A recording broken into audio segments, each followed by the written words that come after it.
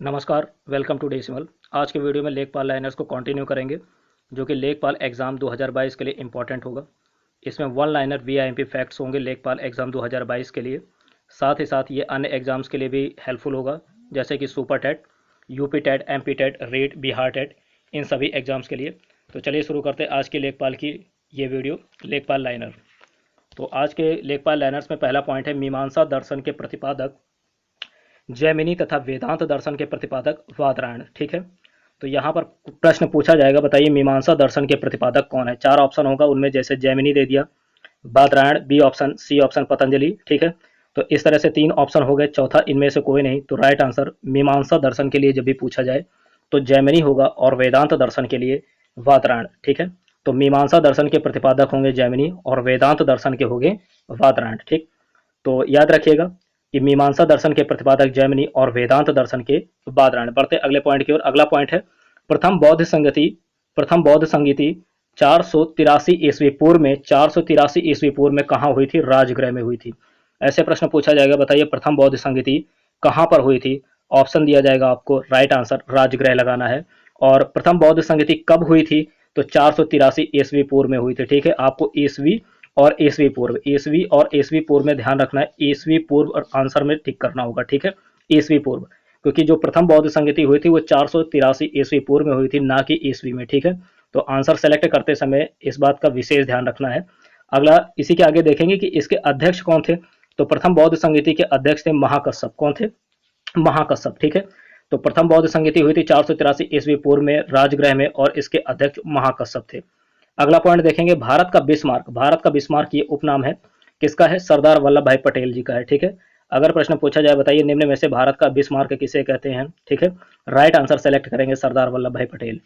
अगला पॉइंट देखेंगे, home rule league की स्थापना। होम रूल लीग की स्थापना कब हुई, तो होम रूल लीग की स्थापना हुई 1916 ईस्वी में। किसने की, तिलक एवं एनी बेसेंट ने की। ठीक है, तो होम होम रूल लीग की स्थापना 1916 में तिलक एवं एनी बेसेंट ने की थी। अगले पॉइंट को देखेंगे, अगला है राजतरंगणी। ठीक है, कश्मीर का इतिहास। राजतरंगणी कश्मीर का इतिहास के लेखक कौन है, तो याद रखिएगा कल्हड़। ठीक है, लेखक से भी प्रश्न पूछे जाते हैं, रचना और उनके रचनाकार ये भी प्रश्न आ जाते हैं।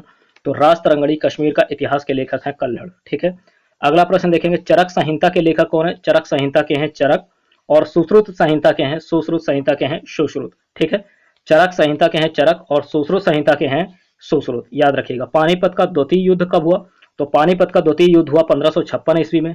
किस किस के बीच में हुआ, तो अकबर व हेमू के बीच में। अकबर व हेमू के बीच में पानीपत का द्वितीय युद्ध हुआ था 1556 ईस्वी में। ठीक है, अगला पॉइंट देखेंगे, अगला पॉइंट है वांडीवाश का युद्ध। ठीक है, युद्ध से भी प्रश्न कई बार पूछे गए हैं। ठीक है, वांडीवाश का युद्ध कब हुआ, तो वांडीवाश का युद्ध हुआ 1760 ईस्वी में। 1760 ईस्वी में किस किस के बीच, तो अंग्रेजों व फ्रांसीसियों के मध्य, अंग्रेजों व फ्रांसीसियों के मध्य वांडीवाश का युद्ध हुआ था। ठीक है, अगला पॉइंट देखेंगे, अगला पॉइंट है सविनय अवज्ञा आंदोलन की वापसी। सविनय अवज्ञा आंदोलन की वापसी कब हुई थी, तो 1934 में, 1934 में 1934 में सविनय अवज्ञा आंदोलन की वापसी हुई थी। भारत का चलित न्यायालय किसका विचार है, तो भारत का चलित न्यायालय doctor APJ Abdul Kalam, doctor APJ Abdul Kalam की देन है। ठीक है, भारत का चलित न्यायालय डॉक्टर एपीजे अब्दुल कलाम के विचार हैं। ठीक है, तो याद रखिएगा उनकी देन है डॉक्टर एपीजे अब्दुल कलाम की।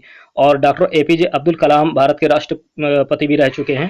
ठीक, भारत के राष्ट्रपति भी रह चुके हैं। उच्च न्यायालय का न्यायाधीश 62 वर्ष की उम्र, 62 वर्ष की उम्र तक आयु तक अपने पद पर रह सकता है। तो उच्च न्यायालय शब्द को ध्यान रखिएगा, उच्च न्यायालय। ठीक है, तो जब उच्च न्यायालय पूछा जाए तो 62 वर्ष, और जब उच्चतम न्यायालय पूछा जाए तो 65। ठीक है, तो याद रखिएगा जब उच्च न्यायालय प्रश्न, ध्यान रखिएगा आंसर सेलेक्ट करते समय ध्यान रखिएगा कि उच्च न्यायालय की बात कर रहे हैं, तो उच्च न्यायालय के न्यायाधीश 62 वर्ष की आयु तक अपने पद पर रह सकते हैं। ठीक है, दो या दो से अधिक राज्यों के लिए, दो या दो से अधिक राज्यों के लिए एक ही उच्च न्यायालय की स्थापना का प्रावधान अनुच्छेद 231 में है। ठीक है, दो या दो से अधिक राज्यों के लिए एक ही उच्च न्यायालय की स्थापना का प्रावधान किस अनुच्छेद में है, तो 231 में, अनुच्छेद 231 में। ठीक, बढ़ते अगले पॉइंट की ओर। अगला है विधान परिषद की सदस्य संख्या। विधान परिषद की सदस्य संख्या कम से कम कितनी होनी चाहिए, तो विधान परिषद की सदस्य संख्या कम से कम 40 होनी चाहिए। ठीक है, और इनका कार्यकाल कितना होता है, तो विधान परिषद का जो कार्यकाल होता है वो 6 वर्ष का होता है। देखिए लोकसभा का याद रखिएगा,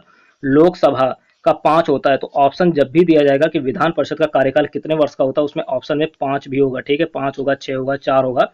तो राइट आंसर आप 6 सेलेक्ट करेंगे विधान परिषद के लिए, लोकसभा का 5, विधानसभा का 5, ठीक है। लेकिन विधान परिषद का कार्यकाल कितना होता है, 6 वर्ष होता है, ठीक है। अगला पॉइंट देखेंगे, अगला है विधान परिषद के सदस्यों की न्यूनतम आयु। जब भी न्यूनतम आयु की बात करें तो विधान परिषद के सदस्यों की जो न्यूनतम आयु होती है वो 30 वर्ष होती है। कितनी होती है, 30 वर्ष, ठीक है। साथ ही साथ ये भी याद रखना है, साथ ही साथ ये भी याद रखना है कि एक वर्ष में विधान परिषद की कितनी बैठकें होती हैं। तो एक वर्ष में विधान परिषद की कितनी बैठकें होती हैं, 2 बैठकें। कितनी होती हैं, 2, ठीक है, याद रखिएगा। राज्य विधानमंडल में किसे समाप्त किया जा सकता है किंतु भंग नहीं किया जा सकता, ये भी याद रखिएगा कि राज्य विधानमंडल में किसे समाप्त किया जा सकता है लेकिन भंग नहीं किया जा सकता, तो वो है विधान परिषद। विधान परिषद को समाप्त किया जा सकता है लेकिन भंग नहीं किया जा सकता है, ठीक है, भंग नहीं किया जा सकता, याद रखिएगा। तो अगला पॉइंट देखते हैं, अगला पॉइंट जो है शक संवत का शुरुआत, शक संवत, ठीक है। तो शक संवत की शुरुआत कब हुई थी, याद रखिएगा। शक संवत का शुभारंभ 78 ईस्वी में हुआ था और इसको किसने चलाया था शक संवत को, तो शक संवत को कनिष्क द्वारा चलाया गया था, ठीक है। तो शक संवत का शुरुआत 78 ईस्वी में हुई थी और इसको कनिष्क द्वारा चलाया गया था, ठीक है। अगला पॉइंट देखेंगे, राष्ट्रीय पंचांग ग्रिगोरियन कैलेंडर के साथ शक संवत पर आधारित है। आपको यह भी याद रखना है कि राष्ट्रीय पंचांग जो है, राष्ट्रीय पंचांग, ठीक है, राष्ट्रीय पंचांग किस पर आधारित है, तो राष्ट्रीय पंचांग जो है ये शक संवत पर आधारित है।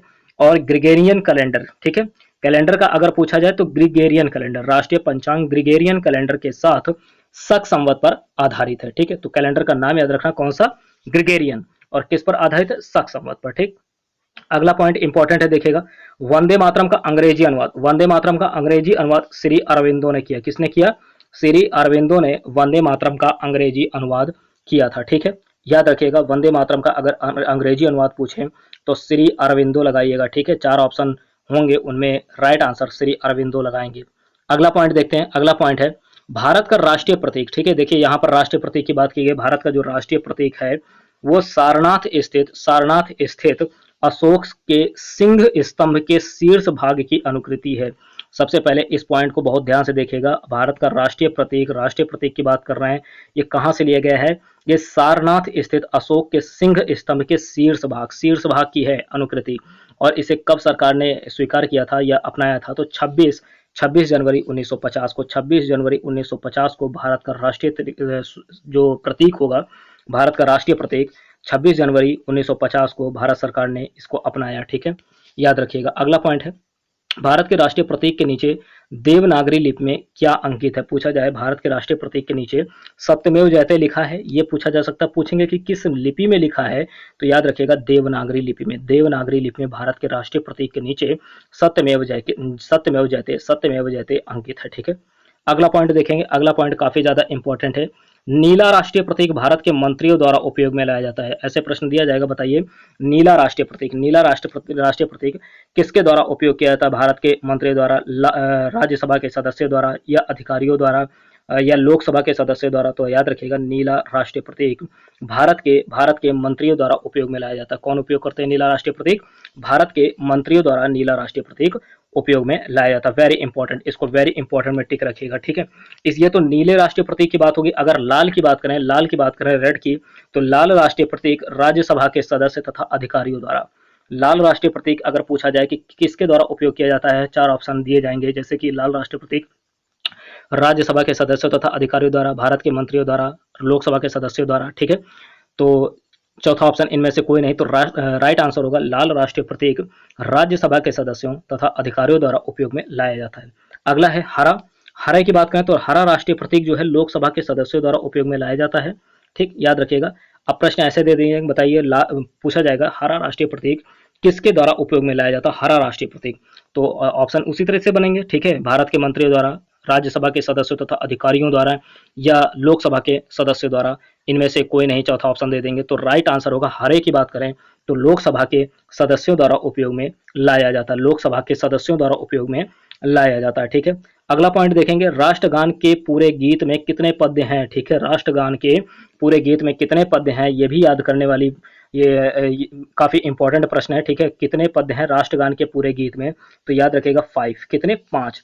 राष्ट्रगान के पूरे गीत में 5 पद्य हैं, कितने पद्य हैं, 5 पद्य हैं, ठीक है।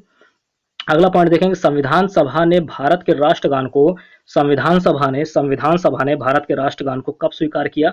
तो 24 जनवरी 1950 को स्वीकार किया। संविधान पूछा जाए कि बताइए संविधान सभा ने भारत के राष्ट्रगान को कब स्वीकार किया? तो 24 जनवरी 1950 को स्वीकार किया। और इसके गायन का समय कितना है? इसके गायन का समय है 52 सेकंड। कितना है? 52 सेकंड। याद रखिएगा, इसके गायन का समय है 52 सेकंड। काफी इंपॉर्टेंट है कि स्वीकार कब किया, ये तो बहुत ही ज़्यादा इंपॉर्टेंट है कि संविधान सभा ने भारत के राष्ट्रगान को स्वीकार कब किया। देखिए ऑप्शन में 24 जनवरी 1950 होगा, ठीक है, 26 जनवरी 1950 ये भी देंगे, ठीक है, 26 जनवरी 1950 देंगे, 26 नवंबर 1950 से देंगे, ठीक है।